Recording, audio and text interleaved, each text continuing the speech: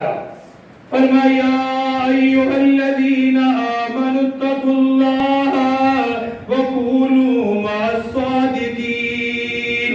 تین صحابہ کے امتحان کو بیان کرنے کے بعد، ان کی آزمائش کو بیان کرنے کے بعد اللہ پاک نے یہ سبق دیا، اے ایمان والو اللہ سے ڈرتے رہنا۔ اللہ سے ڈرنے کا تقاضا یہ ہے ہمیشہ سچ بولنا، کبھی جھوٹ نہ بولنا، ہمیشہ اپنے معاملے میں سچائی کو اختیار کرنا، سچے لوگوں کے ساتھ رہنا۔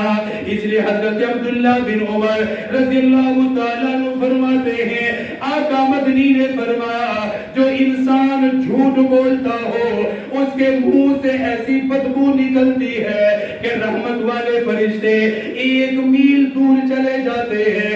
جھوٹ کے اندر بدبو ہے، جھوٹ کے اندر ہلاکت ہے، جھوٹ کے اندر تباہی ہے، جھوٹ کے اندر کبھی کامیابی کوئی نہیں۔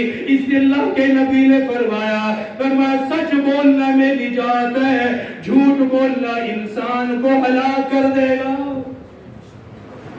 سچ بولنا کامیابی اور جھوٹ بولنا ناکامی۔ اور آج ہماری ساری زندگی جھوٹ پہ چل رہی ہے، کاروبار میں بھی جھوٹ، دکانداری میں بھی جھوٹ، معاملات میں بھی جھوٹ، ہر بات پہ غلط بیانی، جھوٹ ہی جھوٹ ہے۔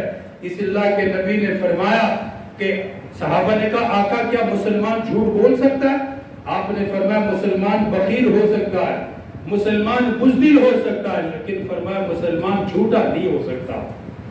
مسلمان کبھی جھوٹ نہیں بول سکتا۔ اور ہماری حالت کیا ہے؟